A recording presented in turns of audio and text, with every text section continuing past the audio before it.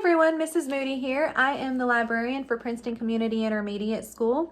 And since we can't have library in class, we're going to do a video library daily. I will be posting a video on YouTube every day of me reading a chapter of a book. With the permission of the publisher, Simon & Schuster, I'm going to be reading the book Hatchet by Gary Paulson.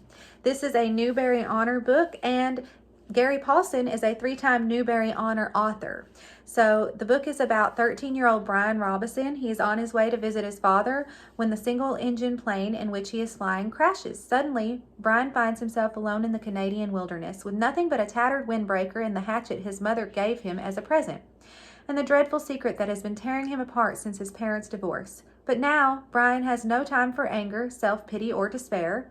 It will take all his know-how and determination and more courage than he knew he possessed to survive.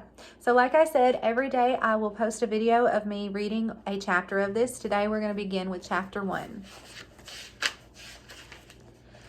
Brian Robinson stared out the window of the small plane at endless green northern wilderness below. It was a small plane, a Cessna 406, a bush plane, and the engine was so loud, so roaring and consuming and loud, that it ruined any chance for conversation. Not that he had much to say. He was 13 and the only passenger on the plane was a pilot named, what was it? Jim or Jake or something, who was in his mid-40s and who had been silent as he worked to prepare for takeoff. In fact, since Brian had come to the small airport in Hampton, New York to meet the plane, driven by his mother, the pilot had only spoken 5 words to him. "Get in the co-pilot seat," which Brian had done.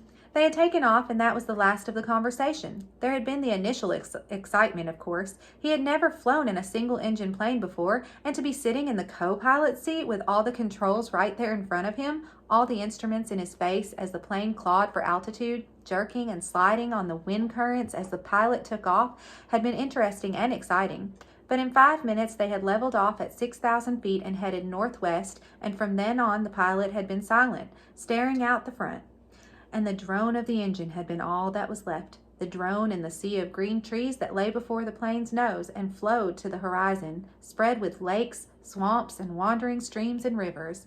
Now Brian sat looking out the window with the roar thundering through his ears, and tried to catalog what had led up to his taking this flight. The thinking started. Always it started with a single word: divorce. It was an ugly word, he thought, a tearing, ugly word that meant fights and yelling. Lawyers, God, he thought, how he hated lawyers who sat with their comfortable smiles and tried to explain to him in legal terms how all that he lived in was coming apart. And the breaking and shattering of all the solid things, his home, his life, all the solid things, divorce. A breaking word, an ugly breaking word, divorce, secrets. No, not secrets so much as just the secret. What he knew and had not told anyone. What he knew about his mother that had caused the divorce. What he knew, the secret, divorce, the secret. Brian felt his eyes beginning to burn and knew there would be tears.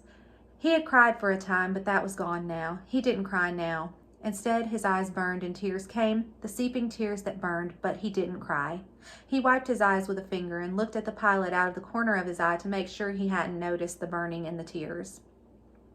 The pilot sat large, his hands lightly on the wheel, feet on the rudder pedals. He seemed more a machine than a man, an extension of the plane. On the dashboard in front of him, Brian saw the dials, switches, meters, knobs, levers, cranks, lights, handles that were wiggling and flickering, all indicating nothing that he understood, and the pilot seemed the same way, part of the plane, not human. When he saw Brian look at him, the pilot seemed to open up a bit and smiled. "Ever fly in the co-pilot seat before?" He leaned over and lifted the headset off his right ear and put it to his temple, yelling to overcome the sound of the engine.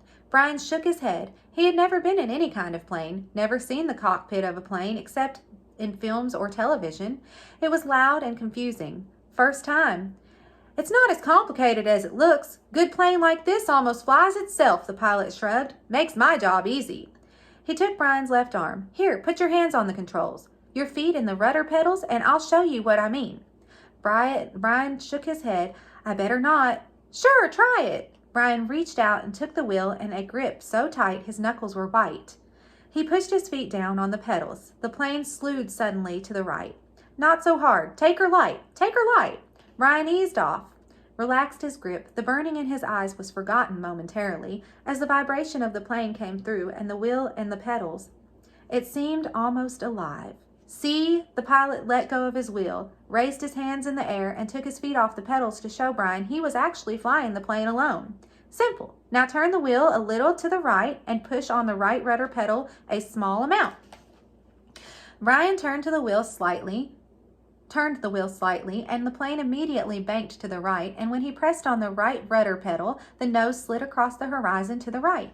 He left off the pressure and straightened the wheel, and the plane righted itself.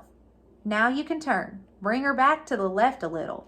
Brian turned the wheel left, pushed on the left pedal, and the plane came back around. It's easy, he smiled. At least this part. The pilot nodded.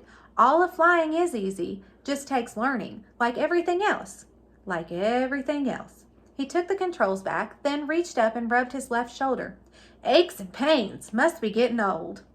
Brian let go of the controls and moved his feet away from the pedals as the pilot put his hands on the wheel. Thank you. The pilot had put his headset back on and the gratitude was lost in the engine noise, and things went back to Brian looking out the window at the ocean of trees and lakes. The burning eyes did not come back, but memories came flooding in. The words, always the words, divorce, the secret, fights, split, the big split. Brian's father did not understand as Brian did. Knew only that Brian's mother wanted to break the marriage apart. The split had come and then the divorce, all so fast, and the court had left him with his mother except for the summers, and what the judge called visitation rights. So formal. Brian hated judges as he hated lawyers. Judges that leaned over the bench and asked Brian if he understood where he was to live and why. Judges with the caring look that meant nothing as lawyers said legal phrases that meant nothing. In the summer, Brian would live with his father. In the school year with his mother. That's what the judge said after looking at the papers on his desk and listening to the lawyers talk. Talk. Words. Now the plane lurched slightly to the right and Brian looked at the pilot. He was rubbing his shoulder again and there was a sudden smell of body gas in the plane. Brian turned back to avoid embarrassing the pilot, who was obviously in some discomfort, must have stomach troubles. So this first summer, when he was allowed to have visitation rights with his father, with the divorce only 1 month old, Brian was heading north. His father was a mechanical engineer who had designed or invented a new drill bit for oil drilling, a self-cleaning, self-sharpening bit. He was working in the oil fields of Canada up on the tree line where the tundra started and the forests ended. Brian was riding up from New York with some drilling equipment. It was lashed down in the rear of the plane next to a fabric bag the pilot had called a survival pack, which had emergency supplies in case they had to make an emergency landing. That had to be specially made in the city, riding in the bush plane with the pilot named Jim or Jake or something, who had turned out to be an all right guy, letting him fly and all. Except for the smell. Now there was a constant odor, and Brian took another look at the pilot, found him rubbing his shoulder and down the arm now, the left arm, letting go more gas and wincing. Probably something he ate, Brian thought. His mother had driven him from the city to meet the plane at Hampton, where it came to pick up the drilling equipment. A drive in silence, a long drive in silence, 2.5 hours of sitting in the car staring out the window of the plane. Once after an hour, when they were out of the city, she turned to him. Look, can't we talk this over? Can't we talk this out? Can't you tell me what's bothering you? And there were the words again, divorce, split, the secret. How could he tell her what he knew? So he had remained silent, shook his head, and continued to stare unseeing at the countryside, and his mother had gone back to driving only to speak to him one more time when they were close to Hampton. She reached over the back of the seat and brought up a paper sack. I got something for you for the trip. Brian took the sack and opened up the top. Inside there was a hatchet, the kind with a steel handle and a rubber hand grip. The head was in a stout leather case that had a brass riveted belt loop. It goes on your belt, his mother spoke now without looking at him.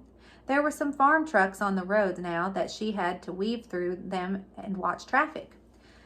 The man at the store said you could use it, you know, in the woods with your father. Dad, he thought, not my father, my dad. Thanks, it's really nice, but the words sounded hollow, even to Brian. Try it on, see how it looks on your belt.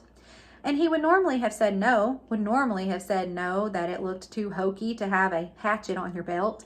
Those were the normal things he would say, but her voice was thin and had a sound like something thin that would break if you touched it. And he felt bad for not speaking to her, knowing what he knew, even with the anger, the hot white anger of his anger at her. He still felt bad for not speaking to her. And so, to humor her, he loosened his belt and pulled the right side out and put the hatchet on the and rethreaded the belt. "Scooch around so I can see." He moved around in the seat, feeling only slightly ridiculous. She nodded. "Just like a scout, my little scout." And there was the tenderness in her voice that she had when he was small, the tenderness that she had when he was small and sick with a cold, and she put her hand on his forehead, and the burning came into his eyes again, and he had turned away from her and looked out the window, forgotten the hatchet on his belt, and so arrived at the plane with the hatchet still on his belt. Because it was a bush flight from the small airport, there had been no security, and the plane had been waiting, with the engine running, when he arrived, and he grabbed his suitcase and pack bag and run for the plane without stopping to remove the hatchet. So it was still on his belt. At first he had been embarrassed, but the pilot had said nothing about it, and Brian forgot it as they took off and began flying. "More smell now. Bad." Brian turned to glance at the pilot, who had both hands on his stomach and was grimacing in pain, reaching for the left shoulder again as Brian watched. "Don't know, kid." The pilot's words were a hiss, barely audible. "Bad aches here, bad aches. Thought it was something I ate, but..." He stopped as a fresh spasm of pain hit him. Even Brian could see how bad it was. The pain drove the pilot back into the seat, back and down. "I've never had anything like this." The pilot reached for the switch on his mic cord, his hand coming up in a small arc from his stomach. He flipped the switch and said, "This is flight 46, and now a jolt took him like a hammer blow, so forcefully that he seemed to crash back into his seat, and Brian reached for him, could not understand at first what it was, could not know, and then he knew. Brian knew. The pilot's mouth went rigid. He swore and jerked a short series of slams into the seat, holding his shoulder now, swore and hissed, "Chest, oh God, my chest, it's coming apart." Brian knew now. The pilot was having a heart attack. Brian had been in a shopping mall with his mother when a man in front of Paisley's store had suffered a heart attack. He had gone down and screamed about his chest. An old man, much older than the pilot. Brian knew. The pilot was having a heart attack.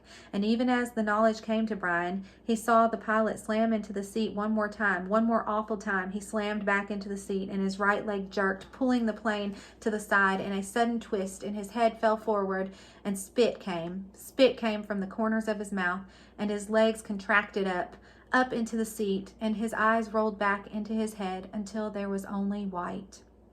Only white for his eyes, and the smell became worse. Filled the cockpit, and all of it so fast, so incredibly fast, that Brian's mind could not take it in at first, could only see it in stages. The pilot had been talking just a moment ago, complaining of pain. He had been talking. Then the jolts had come. The jolts that took the pilot back had come, and now Brian sat, and there was a strange feeling of silence in the thrumming roar of the engine, a strange feeling of silence and being alone. Brian was stopped. He was stopped. Inside, he was stopped. He could not think past what he saw, what he felt. All was stopped. The very core of him, the very center of Brian Robison, was stopped and stricken with a white flash of horror, a terror so intense that his breathing, his thinking, and nearly his heart had stopped. Stopped. Seconds passed, seconds that became all of his life, and he began to know what he was seeing, began to understand what he saw, and that was worse, so much worse than he wanted to make his mind freeze again. He was sitting in a bush plane, roaring 7,000 feet above the northern wilderness, with a pilot who had suffered a massive heart attack and who was either dead or in something close to a coma. He was alone. In the roaring plane with no pilot, he was alone. Alone. So that ends chapter 1, and I will be back again tomorrow with a new video of me reading chapter 2 to you. Thank you for joining. Have a great day.